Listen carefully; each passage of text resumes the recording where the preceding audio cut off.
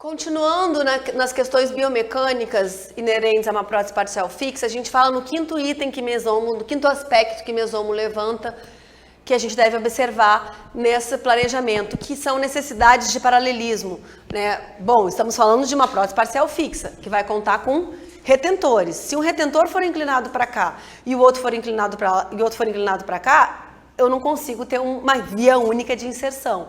Então, para melhor desempenho mecânico, eu preciso que eles sejam o mais paralelos possíveis.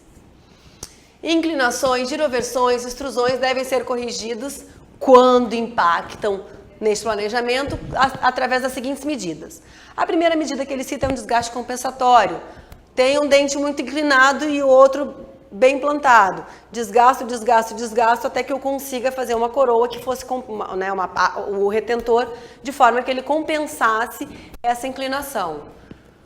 É uma forma simples de se resolver para o dentista, não tão simples para o paciente, porque aumenta a necessidade de fazer endo, né? Posso chegar mais próximo da polpa. Mas quando é um dente tratado endodonticamente, é uma opção bem interessante. Essa opção, ela tem uma limitação, por quê? Questão de prova, ela se encaixa somente para casos que a inclinação seja de até 30 graus. Se for uma inclinação muito excessiva, não adianta, até porque eu vou estar trazendo uma carga para esse dente negativa, e aí eu posso trazer problemas. Então, se for uma inclinação pequena de até 30 graus, com desgaste compensatório eu consigo resolver. Senão, eu vou precisar de uma orto primeiro, para depois reabilitar. Procedimentos ortodônticos são interessantes por preservar a estrutura dental. A única desvantagem é que prolonga um pouco esse tratamento. Segundo o Mesomo, para molares, no mínimo são 6 meses de movimentação. Então, às vezes, o paciente está muito ansioso para essa reabilitação, né? A terceira possibilidade que Mesomo cita é o uso de uma conexão semi-rígida. Segundo ele, também é uma possibilidade conservadora, na qual se realiza um encaixe, né? Se a gente acopla a peça, o macho ou a fêmea, de forma que na hora de cimentar, cimente com esse encaixe. Esse encaixe ele precisa estar direcionando as cargas na direção axial do dente pilar, de forma que se compense essa falta de paralelismo. Porque a falta de paralelismo, ela não só é importante por questões de retenção, de cimentação e etc., né, um único eixo de inserção, mas também, de forma bem importante, para direcionamento das cargas no longo eixo do dente, né? Aquele exemplo que eu dei, se o dente está muito inclinado, quando as cargas incidirem nesse sentido, eu vou trazer um problema para esse dente. Outra opção que ele cita é essa meia coroa proximal, né? No caso, acaba sendo um retentor parcial, eu preparo só uma parte daquele dente que está inclinado para compensar aquilo ali. Retentor parcial, metal, então muitos pacientes não aceitam essa possibilidade, mas ainda traz uma boa chance de ter um desgaste menos conservador, no caso. A coroa telescópia é como se fossem duas coroas.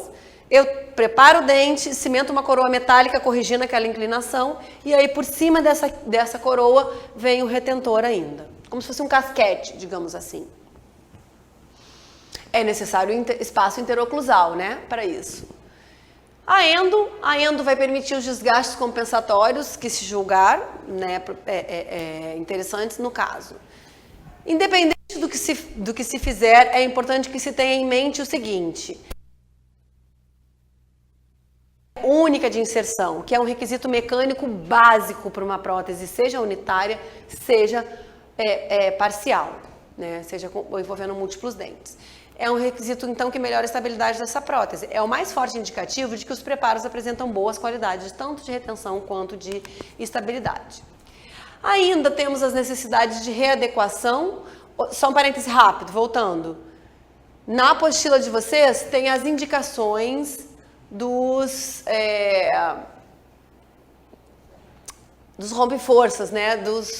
Da conexão semi-rígida. Tá? Não lembro se está nesse contexto, talvez esteja um pouco mais para frente. Mas eu não vou citar, porque a indicação é simples, é só ler e entender. Eu não preciso fazer uma explicação muito profunda, né? Eu estou falando isso naquela linha de raciocínio de que a apostila tem mais informação do que a quantidade, do que está escrito aqui nos slides, tá?